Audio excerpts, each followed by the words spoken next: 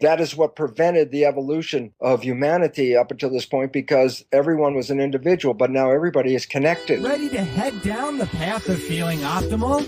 Whether you are an entrepreneur or an athlete, you can take your health to the next level.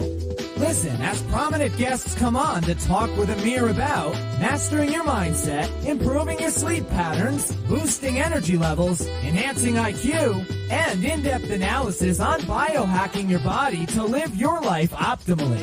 Join over 45,000 optimal health warriors as we welcome the host of the Optimal Health Show, Amir Rosic. Now today is going to be a special podcast. We got the one and only Dr. Bruce Lipton dropping by, and we're talking about everything. I mean, we're talking about spirituality, epigenetics, mindset, psychology, biology, food, and so much more. I'm so excited that you have this opportunity to share with me and experience what Dr. Bruce Lipton is about to share with us. So I won't take up the rest of your time, warriors. Without further ado, I want you to please sit back and relax and enjoy today's special podcast with Dr. Bruce Lipton. Yeah, well, there's a lot of interesting things because it's all about evolution and the process that's going on and the significance for the millennial generation, who, you know, they've got to realize that they're in a very potentially most powerful experience on this planet, because they're going to break in a new civilization. They're the seeds, and they don't know it yet. So have you seen any, or is there any exciting new research that you've been following in the world of epigenetics?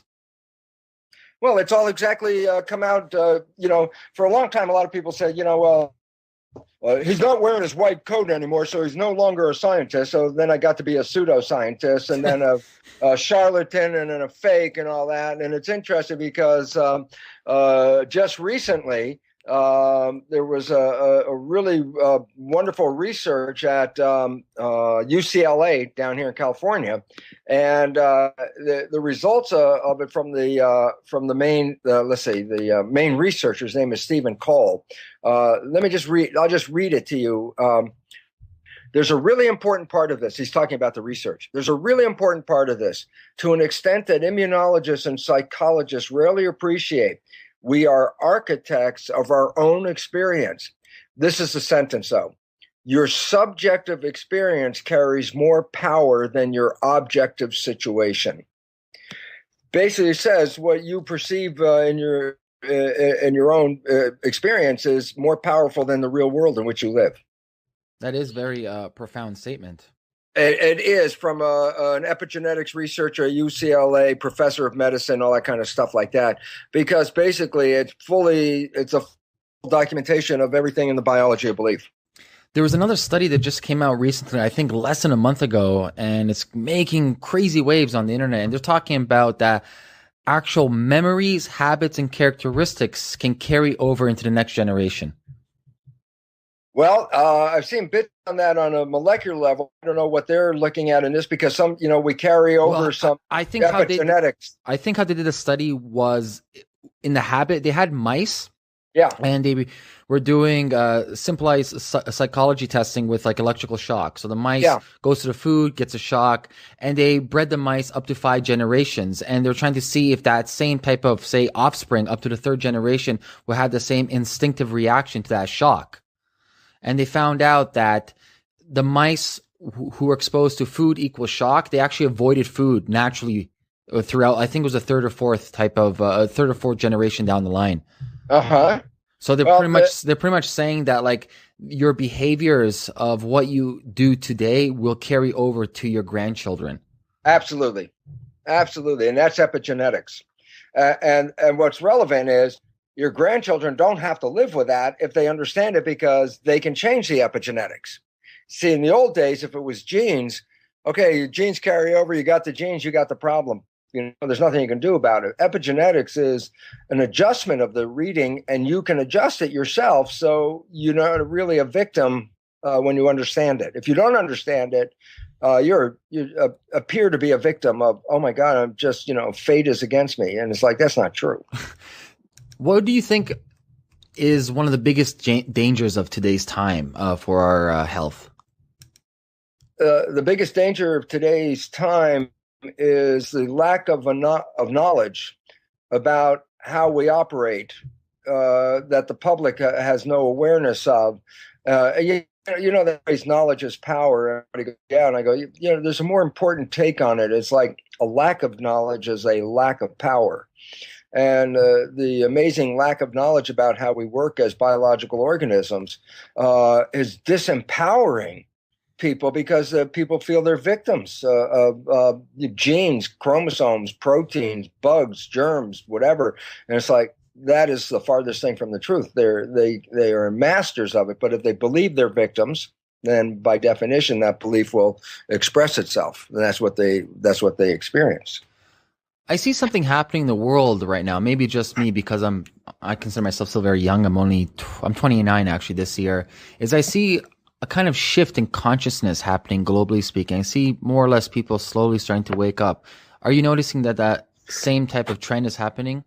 Not only am I noticing it, I'm really going out and doing most of my work these days and helping people do that. Because the evolution that we're talking about, number one, is not a physical evolution, it's a consciousness evolution. And number two, which is very critical about this, is that it's based on being informed. And so, and there's a need for this evolution. Let me ask you a question. Are we logging time? Yeah, we're logging time. This is all free flowing, baby. Oh, I thought there was going to be some formal thing. Okay, so hello, formal people out there listening to me logging time here. This is very critical because, as Amir is talking about, indeed, there's an evolution in front of us right now. I'll give you a simple fact. 5 times in the history of this planet, life was thriving and then instantly got wiped out, relatively instantly. And these were called mass extinctions. 5 times this has happened where, full life going, and then boom, life seemed to get wiped out, and the bits and pieces left over restarted the whole thing again, built it up to a flourishing biosphere, and then boom, it got lost again 5 times. Science has now made it a fact that we are now in the 6th mass extinction of life on this planet, that we are losing species of organisms faster than in any of the previous 5 mass extinctions. The relevance about today's mass extinction event, though, science has also recognized that while previous ones are attributed to things like comets or asteroids hitting the Earth and throwing the environment upside down, today's mass extinction is apparently been directly due to human behavior. That way we're living on this planet, the people, the way we treat the flora and fauna of the planet, the way we treat Mother Earth has been so destructive that we're undermining the web of life, and we're seeing our own initiation of a collapse, and we're facing extinction. That's a real statement. This is not a million years from now. It's even just NASA just released a big scientific report that industrialized civilization will be totally crashed in the next few decades. And it might be only 2 decades, actually 20 years. So we're not talking like, generations away. We're talking in your lifetime. This world is going to go through some most amazing upheaval that people have ever experienced on this planet. And the outcome isn't decided. It doesn't mean just because we're going to make an action, we want to get there, that we're going to, stem the tide here. It doesn't seem to be in that favor right now. It's like 50-50. The whole idea is this: what's going to happen to the people here? And the people are going to have to learn something. The way we've been living is totally antagonistic to life, and that new behaviors are required. What's interesting is I wrote a book about this called Spontaneous Evolution, which is based on the Biology of Belief. Biology of Belief book comes down to a very simple fact. The life we experience is not a coincidence or an accident, but we are participating in creating it and unfolding it. So we're not just recipients of life, we're manifestors, creators of life. And when you understand the biology of belief, you understand how you can use your beliefs and issues like that to create the most wonderful life, healthy and happy and everything. As a matter of fact, the last book I just wrote is called The Honeymoon Effect. And it's a very interesting book because basically what it says is this: no matter how crappy your life might be up to the moment you meet this one special person, and that person blows your mind, and you're falling in love head over heels and stuff like that, I say, to the minute you fell in love. The moment you fell in love, your life changed. You got healthier. You had tremendous amounts of energy.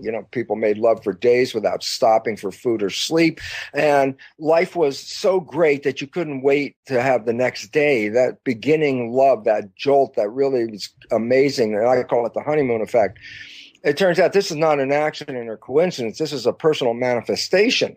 And the idea is, if you understood how you manifested that honeymoon experience, and more importantly, understand why you lose that experience, then the obvious solution or conclusion is, then you should be able to manifest a honeymoon experience every day of your life for as long as you live on this planet. This is absolutely true. And the reason why we don't have it is really fun in this regard, is that most everybody's seen the movie The Matrix. Yeah. And if you go to the video store, you say, "Where's The Matrix?" I go, "Oh, it's in the science fiction department." And I go, "Wrong place." The Matrix is a documentary. We have been programmed. And when you get out of the program, when you take that red pill, there's another world right out there. And you're going to say, "Well, what do you mean?" And I'm going to say, "Well, here's the point. That honeymoon experience that people get, and sometimes it lasts just for days, and it may last a week or a month or something, and inevitably it seems to disappear, and there's a reason why. That honeymoon experience, science has now understood why we had that experience, how we got that experience. And here's what they found out. The Biology of Belief book talks about that our mind is creating our life. We have two aspects to our mind: the conscious mind, which is the one connected to you as a personal, unique individual. The conscious mind has your identity. It's the seat of your spirituality, your source. That's where you are, the conscious mind. A lobe of brain tissue right behind the cortex is the home base. The rest of the brain behind that is the equivalent of the subconscious. It was there before consciousness. And the subconscious mind is a sort of a reflex mind, stimulus response mind. Basically, animals live in an environment, and the stimuli out there push the button, and then they make responses. The conscious mind is creative mind. And so this is what separates humans from a lot of lower organisms, is that not only do we react to the world around us, but we can create from our awareness. And then all of a sudden you see, look what we created. This came from the conscious mind's ability to create. As a creator mind, the creative mind, the conscious mind, has your wishes and desires. So I say, Amir, man, tell me, what do you want from your life? And whatever you offer as an answer, you have to recognize this is a creative answer, because you're projecting into the future what you would like. It's not your life right now. It's like what I want. So that's a characteristic of the creative life. And also recognize this: the creative mind is the source of your wishes and your desires and your aspirations. So those things that you want from life are based in the conscious mind. The subconscious mind is like a database where you push the button and it plays a program. It's habits, primarily habits. And so that you, from your life experiences, you learn how to make a response or to do something. You don't have to relearn it every time if it repeats itself, because if it's something that repeats itself, then by habit, you learn the program. It's downloaded as a program. It's push the button, play the program. So the conscious mind is creative. The subconscious mind is habitual, plays habits. Now, here's the issue, and here's the problem that every one of us in the world, including myself, have to deal with and have to know about to be empowered to take your life. And that it goes like this: your wishes, desires, aspirations, function. The issue is that the conscious mind is also, and this is the where the monkey wrench is thrown in, the conscious mind can think. Well, the point is, the moment you're thinking, by definition, you're not paying attention. So in other words, you don't stop everything you're doing when you have a thought. You're walking down the street, you have a thought, and all of a sudden you freeze and you wait for the thought to clear. Then you get back engaged again. It's seamless. The moment the conscious mind is in thought, the behavior is by default controlled by the subconscious seamlessly. So whatever you were doing, you could be paying attention to it. Let's say your job, whatever it is you're doing on your job, you're having a thought. All of a sudden, your conscious mind goes up in a thought. You don't stop your job. You continue doing the job, but that's your job. That's your behavior. That's programmed. That you know how to do that. And so basically it says, now here's the issue. 95% of the day, our conscious mind is thinking. Hmm. It comes down to a very simple fact. You're only controlling your neurobiology, your cognitive behavior. You're only controlling it 5% of the time with your wishes and your desires, your positive thoughts, your aspirations. 5% you're in control. The reason is 95% of the time you're thinking. So you went onto the automatic subconscious program. And then I go, and so what's wrong with that? And here's what's wrong with it. Analogy time again. Consider an iPod as the mind, and that the click wheel on the front, the wheel on the front, is the conscious mind, because you can make a creative playlist. It's creative. You can pick out what you want, push the button, and play it. So the click wheel is the conscious mind. And I say, okay, you get a brand new iPod, take it out of the box, and I say, okay, push play. And nothing plays. And everybody looks at you like, you idiot, you obviously didn't download any, play anything. So now I go, interesting analogy for the simple reason. Consciousness is the ability to be creative. Consciousness without any data has no function. If there's no data to be conscious of, then consciousness doesn't have a role. So during our development, the first 7 years of our lives, our brain function is predominantly, when you talk about EEG, electroencephalograph, putting wires on your head, our brain function is primarily in theta. That's a lower vibration than consciousness. Consciousness is alpha. So you're not really being conscious at this point. But it's interesting because you're participating in a world that theta is like imagination. And this is why children, especially between 2 and 7, are constantly mixing the real world and the imaginary world together because their mind is operating at that frequency. But here's the other point. Theta is hypnosis. And so why is that relevant? It says the first 7 years of your life is downloading programs of how to respond to life, how to behave, how to make relationships, how to do your job, how to have love for yourself or not to be loved for yourself or whatever. Who you are, programming comes in first 7 years. How do you do it? You don't have to do anything. Your mind is predominantly in theta. You observe your mother, your father, your family, your community. You observe them. There are things called mirror neurons in the brain that can take other people's behaviors and actually have you get a feeling and experience of it. So using the mirror neurons, you observe how your parents or your family, how they respond to the world, how they respond to each other. And what you're doing is you're not putting any conscious effort into it. Conscious is not even working yet. You're downloading. And I say, well, why is that relevant? And now we can tie this thing in a circle. Your subconscious programs, your basic programs in life and how to deal with life are not from you. They're not from your wishes or your desires. They were programmed into you by your family and your culture and your community. And this becomes relevant because then when you default into the subconscious, the primary way you deal with life is not the way you would deal with life. It's the way that other people dealt with life. And so you're not even living your own life. And here comes then the second part of the same big problem.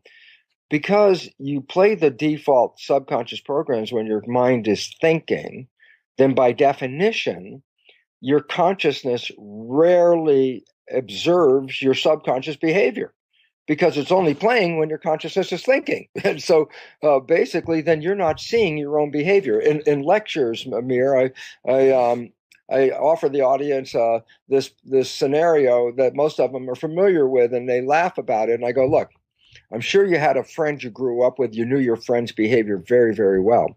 And you happen to know your friend's parent.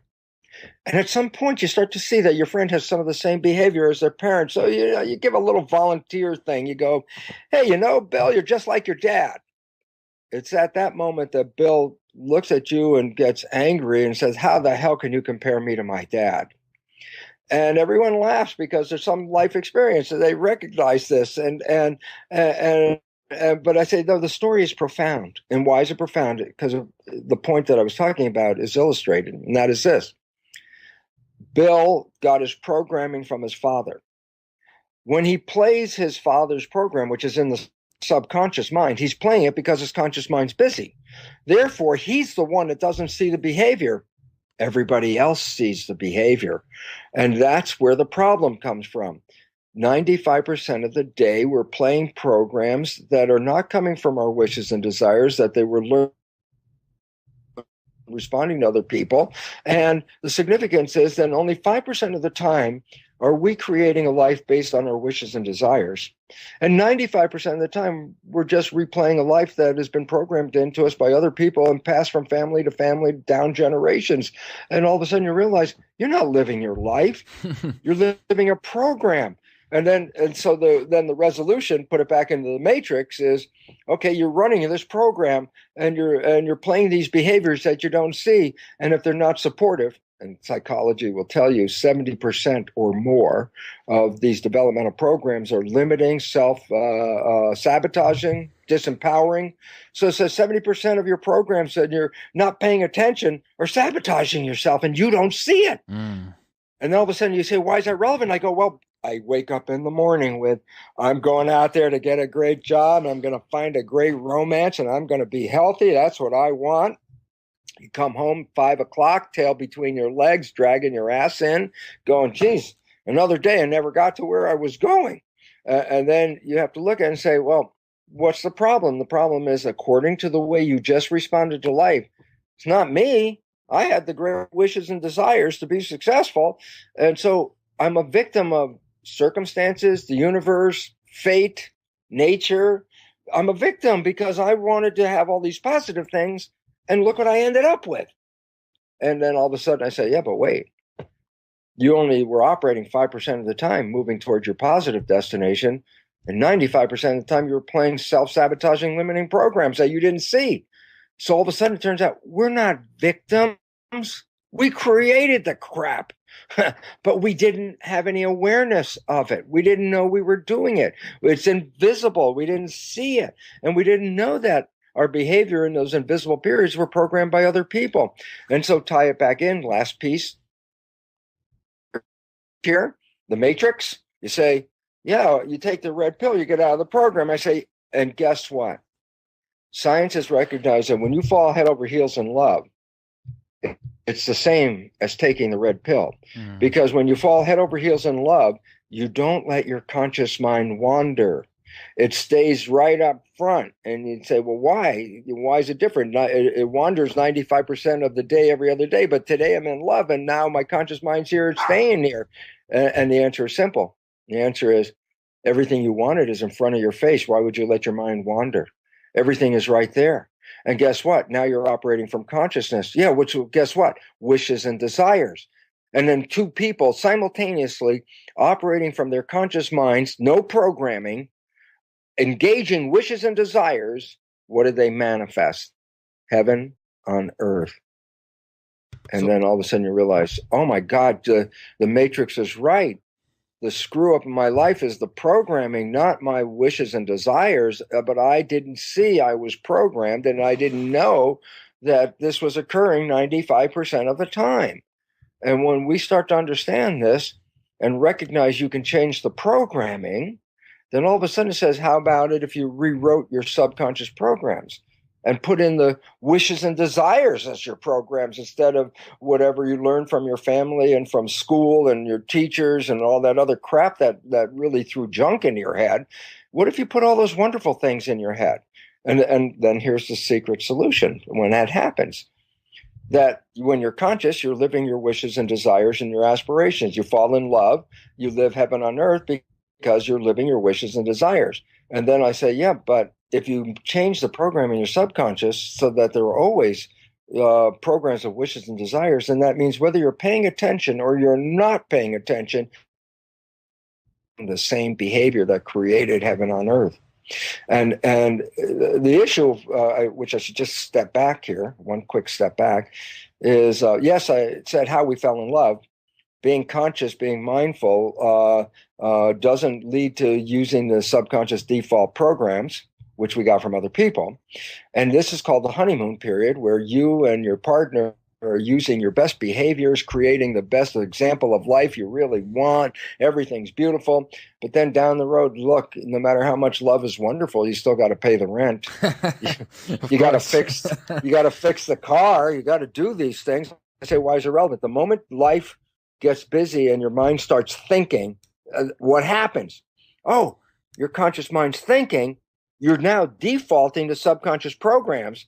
And I say, well, why is that relevant? So for example, I'm in a wonderful relationship with my partner, Margaret. She asked me this wonderful, simple question. I'm thinking about fixing a car. She asks this question. I turn around and go, blah, blah, blah. And she looks at me like, who are you?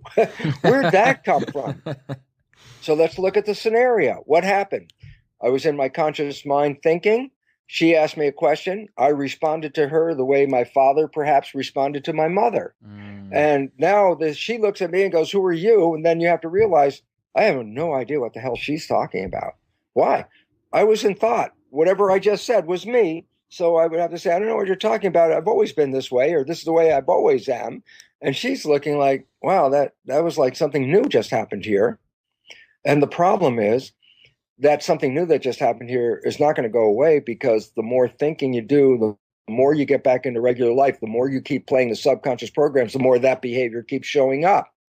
And that's when compromises in relationships occur, because behavior that you never played during the honeymoon because you stayed conscious start manifesting as default behavior. And you start thinking, introducing new people into the relationship. The subconscious programs are not you, they're other people. And then all of a sudden you realize why the relationship starts falling apart. You started with two minds, conscious minds, creating heaven on earth. Then later you introduce two subconscious programs that represent other people. And now you got four minds working. And those other two uninvited guests, the subconscious minds, are the ones that are effectively destroy the relationship, because those behaviors now are going to be compromising behaviors that take away from the honeymoon. So what I was saying just before I took a turn back was that, but if you change the subconscious programming, you'll have a honeymoon every day of your life, because even if you're thinking, you'll still default to a program that's supporting your wishes and desires. So let me ask you this, Bruce. What can we start doing in the future to start changing the younger generation subconscious mind? As you mentioned earlier, we have educational system is a farce. Yes. I never went to it. I actually got kicked out. I never graduated high school, never graduated university. I never fell into that type of trap. I just didn't vibe with me spiritually. I just did my own thing. I think I saw you on the street with a sign, "Will work for food." Was that you? Yeah, that was me. Yeah. Okay, that myth of not having an education, that falls out the window right away, doesn't it? That's right. So you see all these like educational systems, even society, how it's actually structured at the moment. Like you mentioned, it's really, and I mean really, programming people's subconscious mind to have this supremely awful negative loop. My question to you is, what can we start doing? Obviously, we can't stop an 18-wheeler truck on a dime, right? It's going to take time to slow down the negative effects that has been happening for the last, let's say, 100 years or so from the Industrial Revolution. What can we start doing in the future to kind of start reprogram our subconscious mind so that when we actually do revert back to that subconscious thinking, it's not in a negative type of energy, but more of a positive energy? Well, Amir, the first thing is this. We have to own what we just talked about. This is reality. Okay, let's own that, because now we can deal with it. It's not a new age idea. Yeah. That we have been programmed first 7 years, and that the programming comes from others. Then we have to recognize, and here's the catch and the problem. This has been the problem. The mind is interfacing the world that you perceive and your biology and your behavior. So the mind is in between the world and you, and influences what you see and influences how you respond. So we want to change the mind. And we say, well, yeah, but we got the conscious mind and the subconscious mind. And I say, yeah, the conscious mind's creative. Right away, this is a very important point, meaning the conscious mind as a creative mind can learn in any number of ways. Listening to you and I talk on this program can change people's minds. Conscious mind, it's creative. Watching a video, reading a book. I always love that one, because I lecture to audiences that so many people out there read all these self-help books. And I go, okay, how many people read a self-help book? All the hands go up. And I go, okay, how many people after completing a self-help book have their lives have changed? And all the hands went down. And it was like this.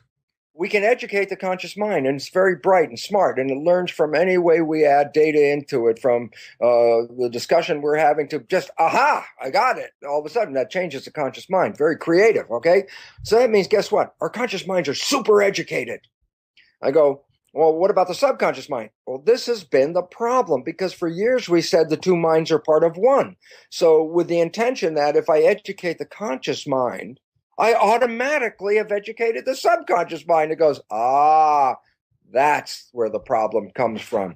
The subconscious mind is not a creative mind. It does not learn, and this mind learns. So whatever process you use to advance the awareness in your conscious mind, read the self-help book. Yeah, I'll give you a test. Guess what? Your conscious mind will get the answers right. You get 100. And I say, okay, now that you've read the book, I know you understand it, you got 100 on the test. Did your life change? And the answer is no, and I'll tell you why. Because you only affected the mind that works 5% of the time. Mm. In the process, the 95% standard, controlled, habitual mind never changed, because it doesn't change that way. So since it runs your life 95% of the time, you read the self-help book, you educated the conscious mind, but your life is still exactly the same. And so now the question is, you want to rewrite the subconscious? Oh, now you're talking, because it operates in a different way. So how do you teach, or how does the subconscious mind learn? Well, first, let me give you the two basic ways it learns, because these are natural. These are in nature. This is the way it works. First 7 years, as I mentioned, the brain is in a low EEG vibrational frequency called theta, which is hypnosis. So, the first 7 years of learning, you didn't have to even work at it. All you had to do was just be there like a video camera with your lights on, and you recorded everything. You learned everything just by observing it. You didn't have to work at it. It went down, it went right in. Okay, so basically hypnosis. You want to change it? You can use hypnosis. One of the easiest ways of using hypnosis to change your life is to buy what are called subliminal tapes, which are tapes that you put earphones on, and at night as you're going to bed, you put the earphones on as you're going to bed, and what happens is very simply this.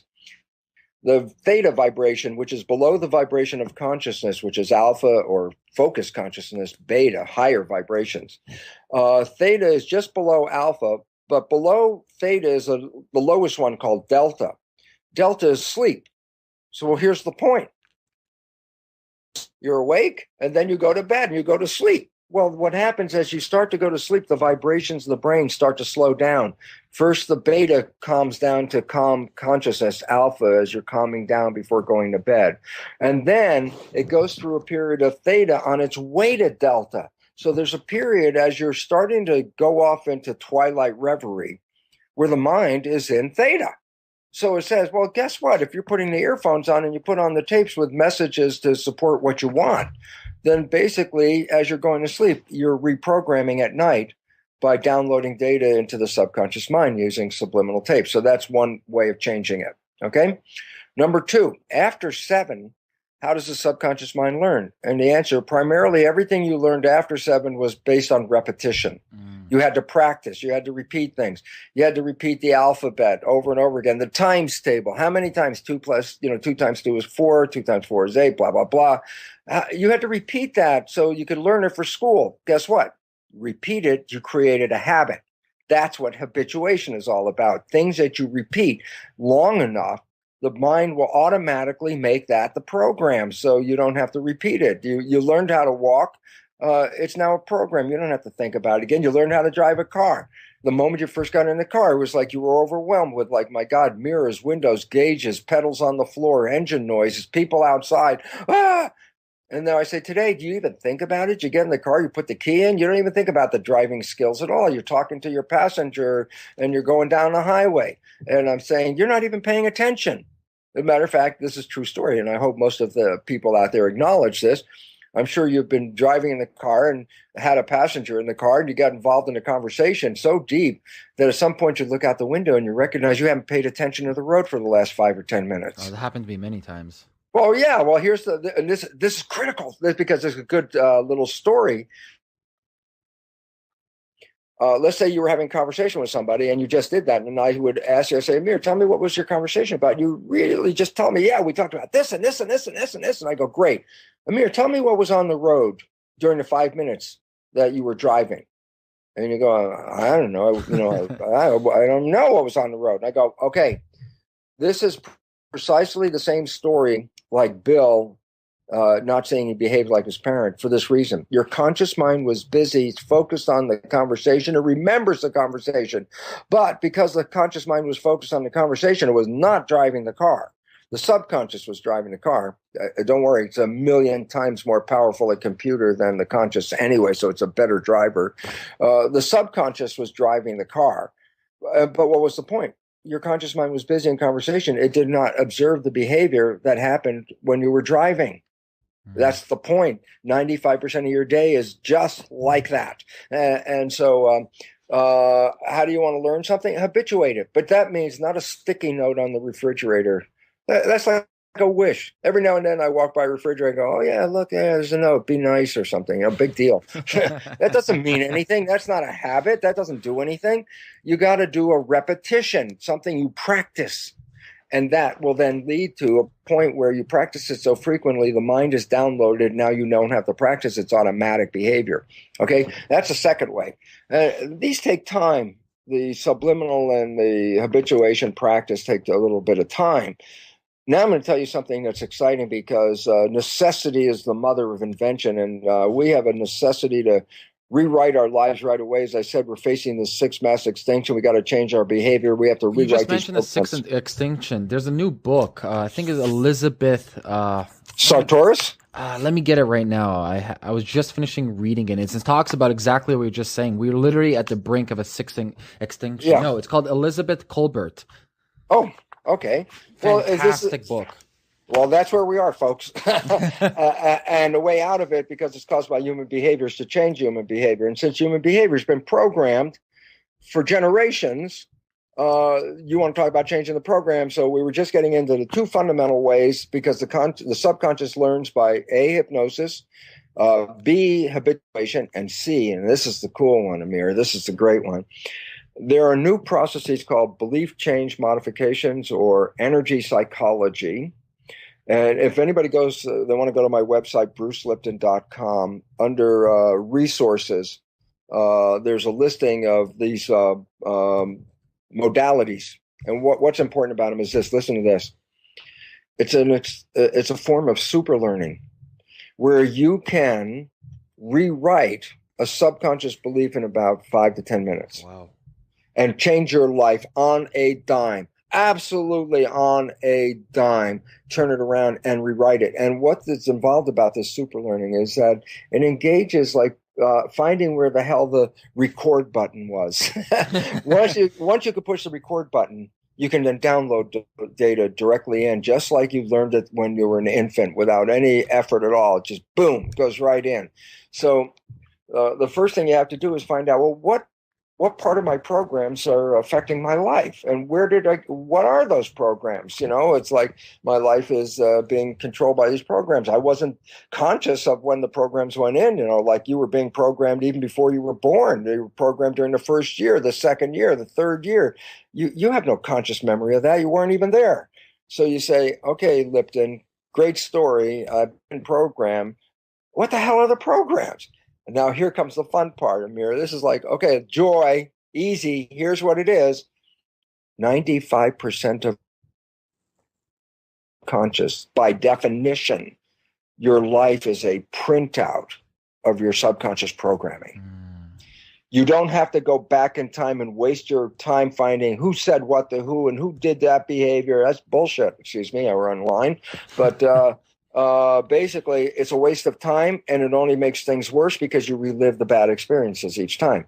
You don't have to go back in time. You have to look and say, where are you right now, and what are you missing in your life? Here's how it works. Whatever comes into your life right now that comes in easy, no effort at all, just shows up. It shows up because you have a program that allows it to be there. In contrast, whatever you work at in your life, that you work hard at, that you sweat at, that you struggle over, things that you really want, but you're not getting there, almost inevitably it reflects that you have a program that does not support that conclusion. So all you have to do is look at your life and say, what is it that I want that I can't seem to get? And right away, you already know that essentially you have a program that is antagonistic to that goal.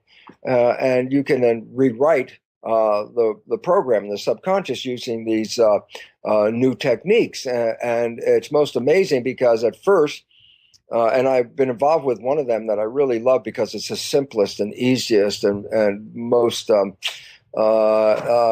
like it the best because it has permission protocols that the other ones don't.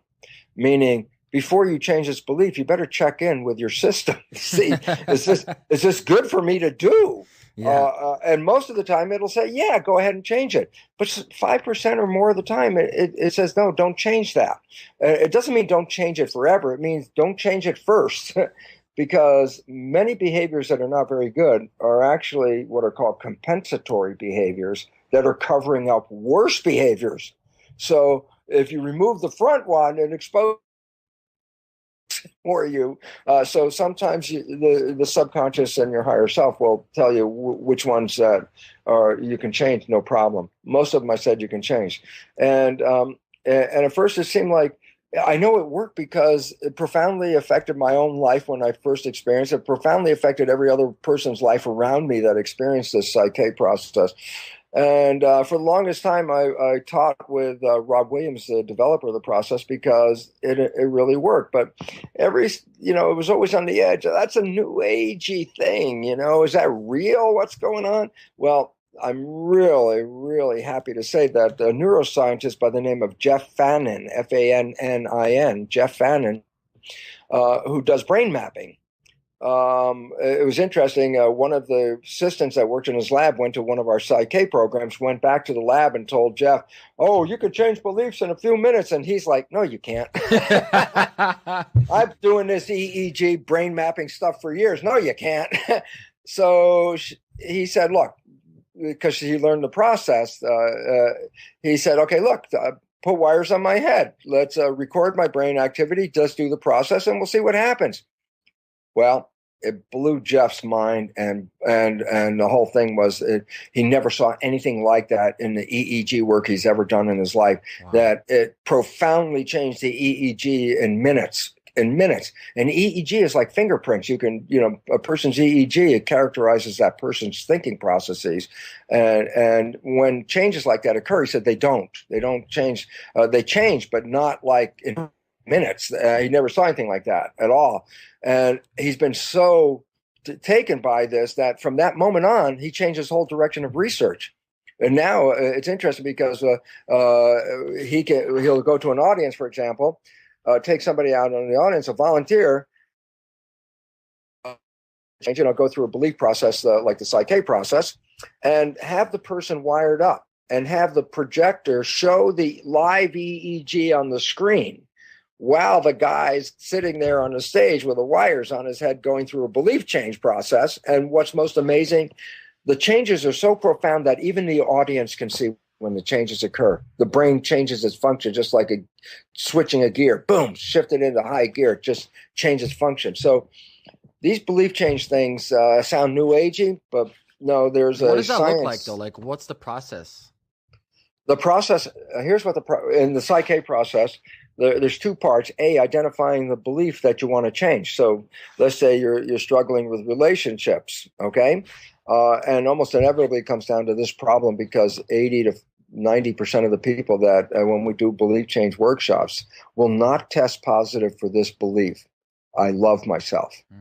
And it becomes very important because if you don't love yourself and your mind is creating a world based on your program, how can anybody else love you? If you can't love you, how can anybody else love you? It wouldn't make any sense. So you will sabotage relationships and then prove to yourself that I'm not lovable because that's the nature of the mind. The mind takes the programs and makes reality out of the program. So if you have a program, I'm not lovable. So you say, well, how about a statement, I am lovable? And then you want to program it. Well, you do muscle testing to find out, does your mind support that belief? So quick insight, muscle testing.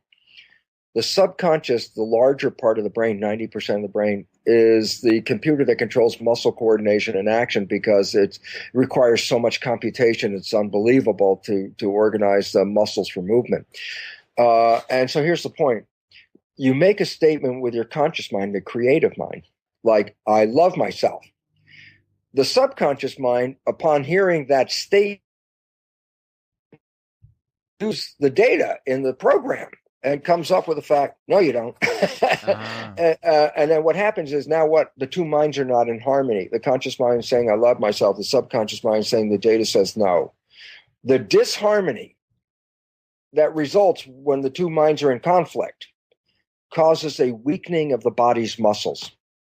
And it's not just weakening of the arm muscles. It's every muscle in the body is weakened in a state of conflict between the conscious and the subconscious mind when they don't agree.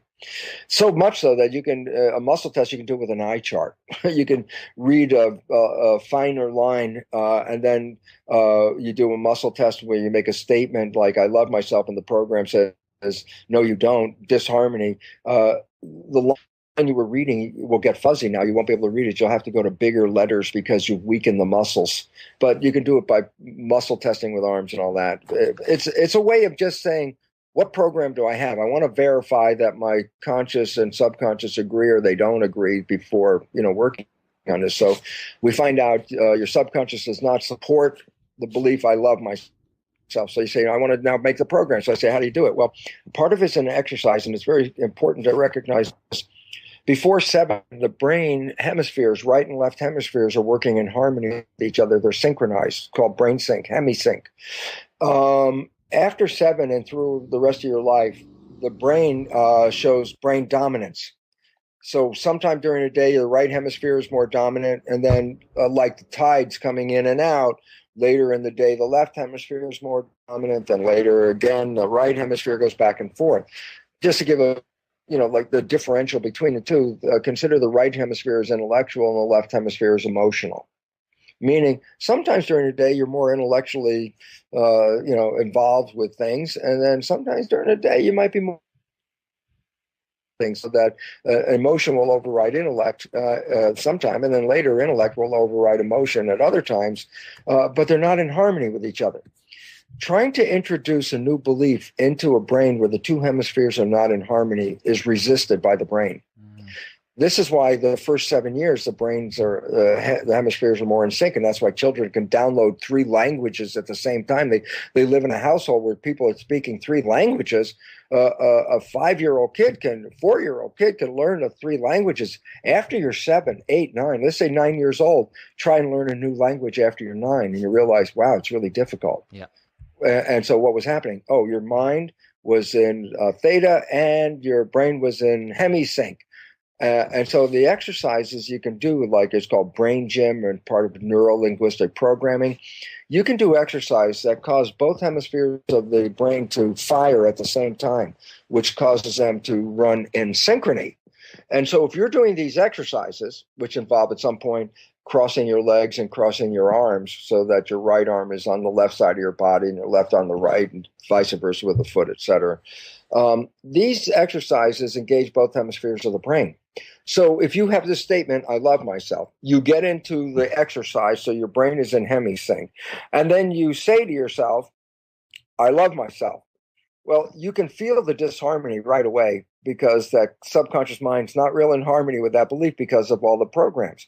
It's almost like a static. It's just not smooth. Something's wrong when you say it.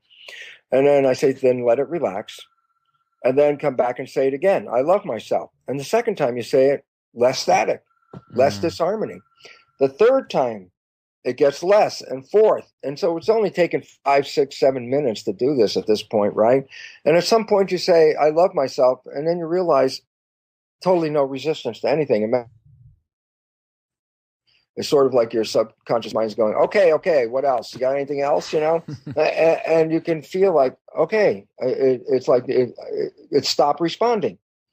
Then I say, okay, did the belief change? Well, then I go back up. I do the muscle test. Now, this time I say I love myself. Before I said it, my arm fell because my muscles got weak because it didn't believe the statement. This time I say I love myself, and guess what? My arm is strong. And you say, well, you change the subconscious now accepting that statement. I go, absolutely. You say, how long does that work for? I say, until you change it the next time. And that's the cool part. Why? It only takes one time to do a belief. You don't have to rewrite it again. It doesn't wear out. Once you've rewritten it, it'll stay that way. And if you didn't like the way you made the statement, and that's the hardest part of the job, is making the statement that really brings the result you're looking for. Once you make the statement and it's in, that statement is in there, and you can change it later if you don't like it. So you're not involving your psychology and your beliefs with other people. It's irrelevant what happened in your history and your life. So you don't even have to go there. You just have to say, what is it you want?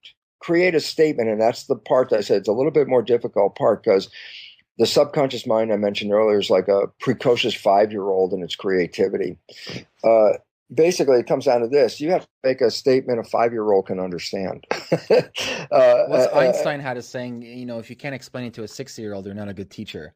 Oh, there you go. That's why you have to get it to go into the subconscious. Has to be at that particular level. And you have to be very accurate with your statement. So you say, you're not making enough money. You say, I want more money.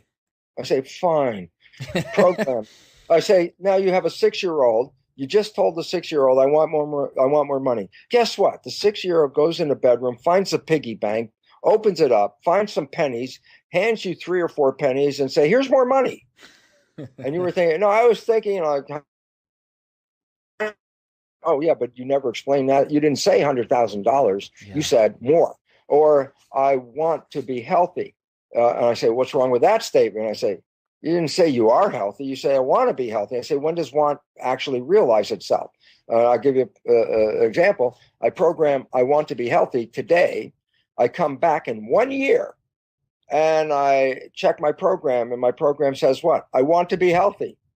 Never in the 1 year did it ever say I am healthy. In other words, you can't project will, want, shall, desire like that. It has to be present tense, as if you have it right now, which then is like sort of mentally conflicting. If you're not well, you have a disease, you have cancer, and you say, I am healthy. It's sort of like, even you have to sit there and go, that sounds absurd. But the whole reality is this. What you're doing is putting a program into the mind.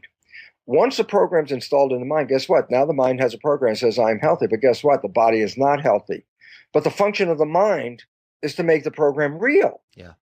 So I say I am healthy. The mind has that program. The body is not healthy. Then the function of the mind is to do everything in its power to bring health back, so that the body's health matches the belief statement. It was the same thing. Like, for example, Napoleon Hill was talking about the power of belief, right? You put your mind to it and you can achieve anything you want. For example, you're talking about making more money. And once you program the subconscious mind to think you've already, for example, made $100,000, your mind then, I think, opens up to new possibilities. It actually sees opportunities that you'd never have seen if your mind was thinking another way. Yeah. Let me give you an example, Amir, because most people have had this experience. So this will just give you an insight into the relationship of conscious, subconscious, and creativity. It goes like this. I'll ask you, Amir, but I'm hoping everybody in the audience has similar experience. You ever sit down just before you actually focused or read anything, something caught your attention and you actually had to look for it someplace, like it was over here on the right? Did you ever have that experience? Of course. Okay. A great experience. I'll tell you what it represents. The moment you flipped open the newspaper, in that 1 second that you flipped open the newspaper, the subconscious scanned every word on both sides of the newspaper. That's how fast the subconscious is as a processor. Scanned every word on both sides of the paper. What happened? In the checking of the words, it found words that were relevant to you, whatever is in your program or whatever your career is or wherever you were born that was personal. It found some set of words that was personal to you. Its function was, look at all the data, pull out a little, oh my God, here's something that's relevant to you, bring it to your attention. So the subconscious mind sees it and then gives you a little nudge and said, there's something over here. The slowness of the conscious mind is reflected in the fact, how long did it take you to find it? You see? And why was it relevant?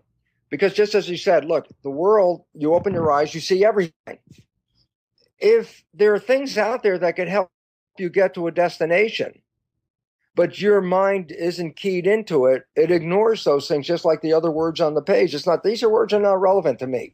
But if there's something important to your destination and what you want out of life that could lead you to where you want to go, or where the mind is trying to create that program that you want to become rich, there's a key here that says, oh, you missed it with, your conscious mind didn't see it. It was your subconscious saw everything. If the subconscious recognizes that there's something in the field, it will attract you just like it did to the newspaper to get to focus on that. And so, in fact, many of us will find ourselves staring at something for a moment, like absent-minded, going, what the hell am I looking for? And again, what it represents is available to you that was relatively connected to you. And the conscious mind was so slow that it doesn't actually understand why am I here, but it knows that there was a reason to be there, but doesn't understand it because it can't see it. And that's what happens sometimes to us. But so its significance is if you put the programs in, the subconscious mind will see everything in your field instantaneously, and anything in the field. And the important part of this is not that it just saw, this item, but it can understand that this item, if understood, will connect you with that item, which will then take you to this other place. So it's like a chess player.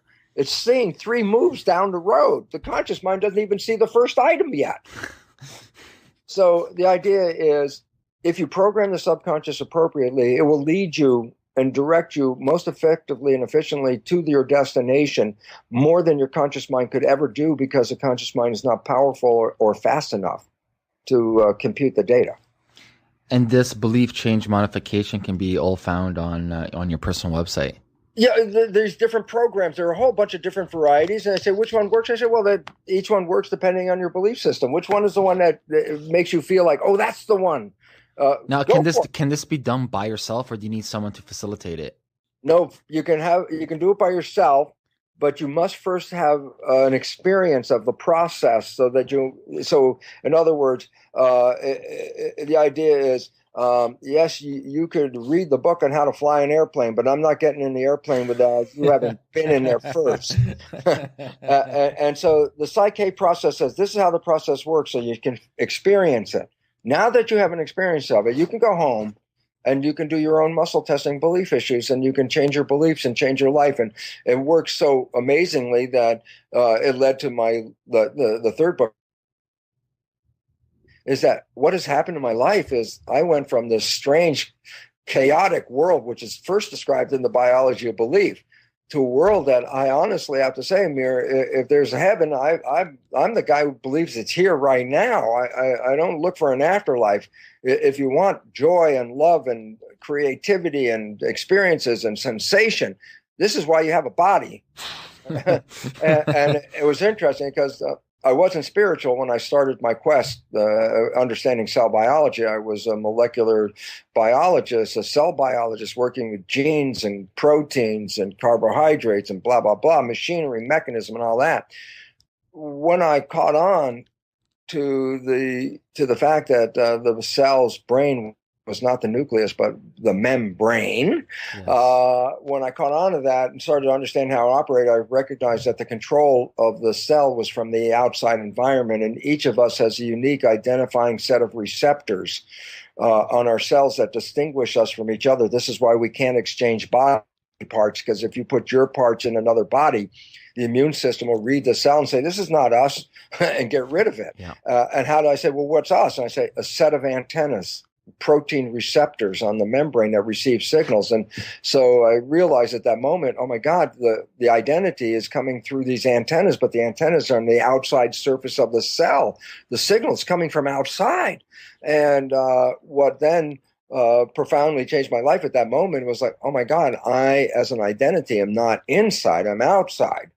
And at that moment, not being spiritual, but now recognizing 2 + 2 is 4 in the sense of mechanics and biology, that, oh my God, I must be spiritual. I'm not inside. I asked myself this amazing question, a mere simple question. I said, why have a spirit in a body? Why not just be a spirit? And the answer is simple, funny, ultimately profound. The answer I got came from my cells. I said, why not just be a spirit? And the cells asked me a question.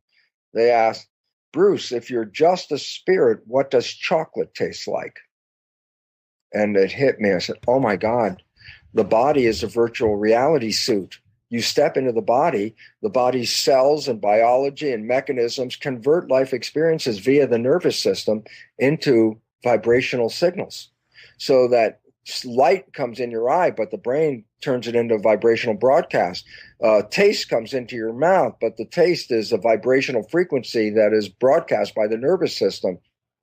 And so basically I realized, my identity is picked up as a broadcast through these receptors, but my life experiences are sent back to my source.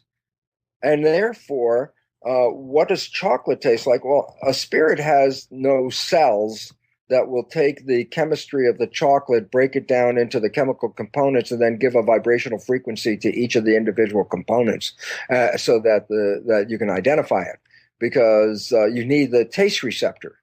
And all of a sudden I realized, oh my God, all of our experiences of sense, touch, taste, vision, sound, pressure, emotions, all of these are the result of a biological virtual reality suit in which my identity gets into the suit and then can drive it around. And so I know we're running on time here, but I just got to add this analogy, because again, the analogy makes the story.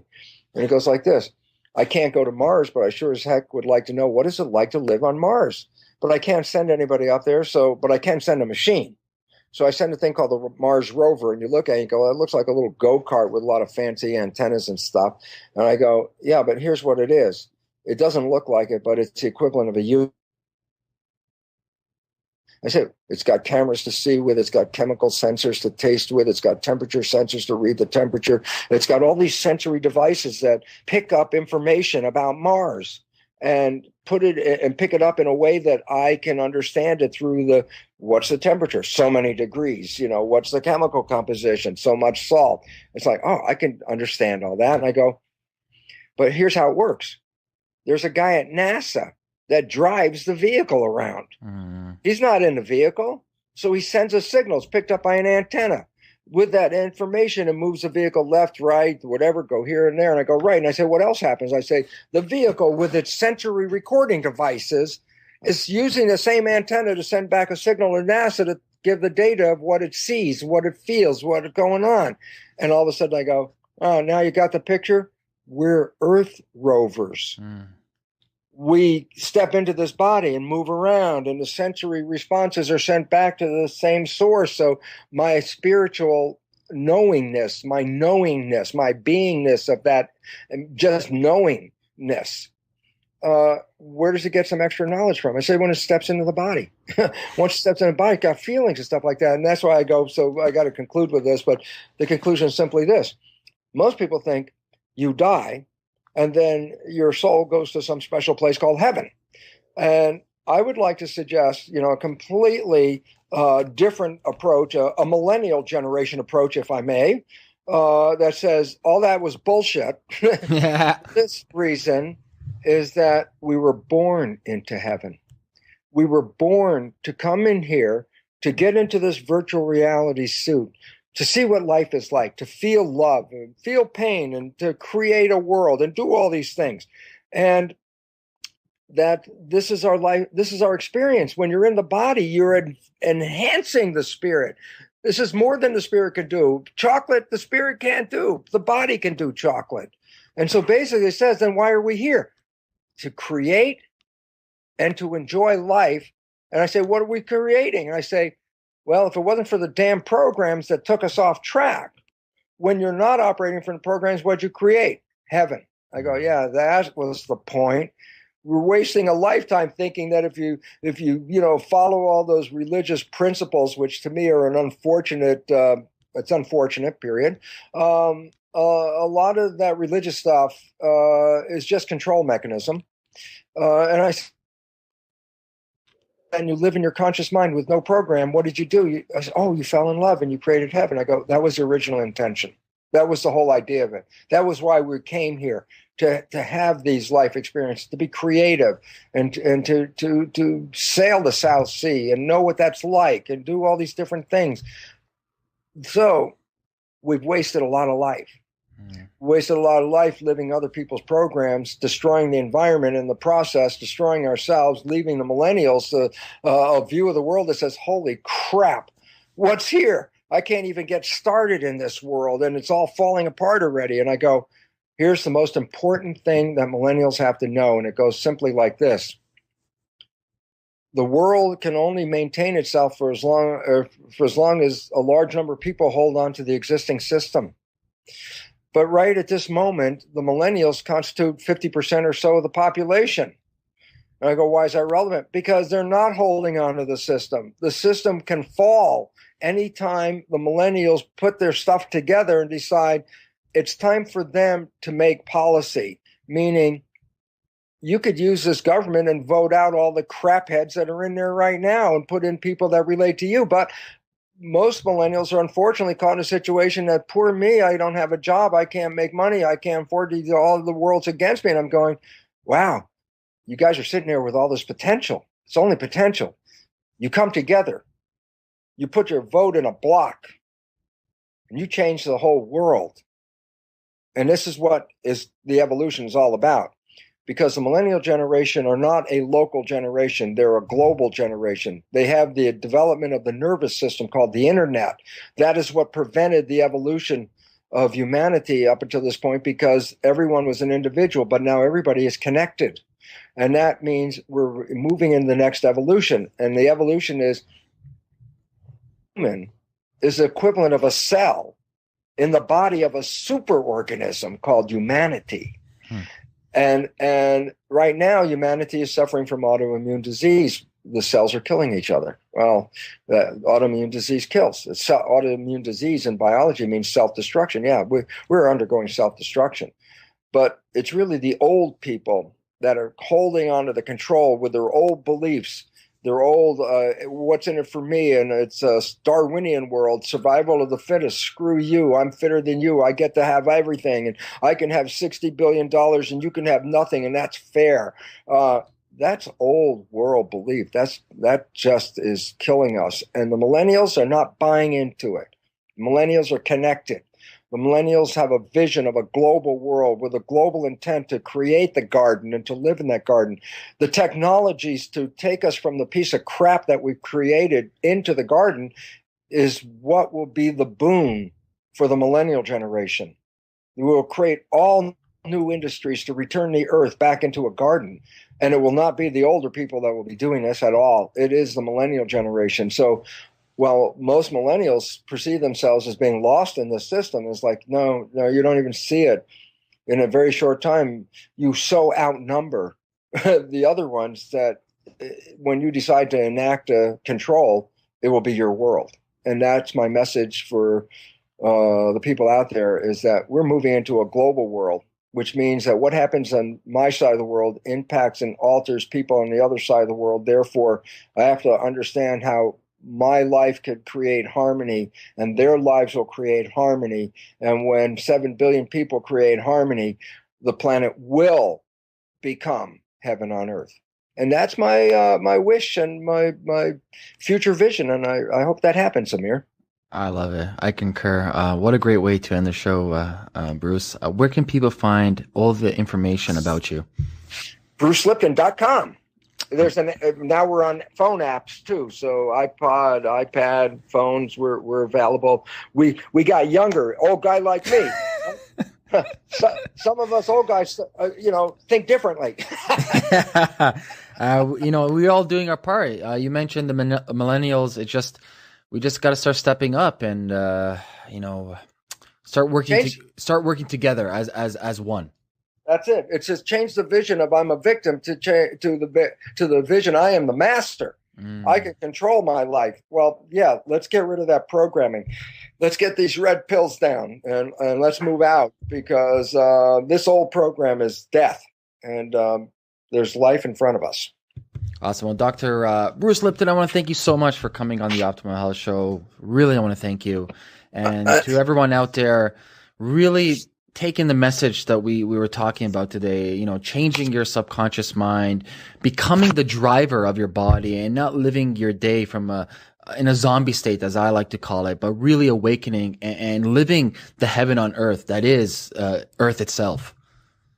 I agree with that one, Amir, and I support that. And I want to also acknowledge the audience as well, because you are the cultural creatives. If you're listening to this program, you're already looking outside the box. And I want to encourage you to continue doing that, because the answers are not in the box.